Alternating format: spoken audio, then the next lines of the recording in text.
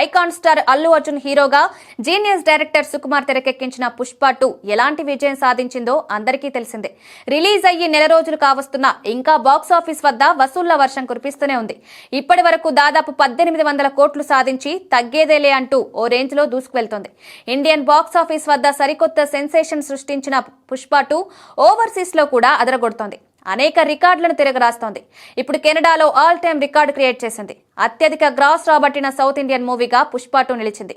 ఏకంగా $4.13 మిలియన్ రాబట్టి దుమ్ము దులిపేసింది. అయితే కెనడాలో పాన్ ఇండియా స్టార్ ప్రభాస్ నటించిన రీసెంట్ మూవీ కల్కి $3.5 మిలియన్ల వసూలు చేసి టాప్ 2 ప్లేస్ లో ఉంది.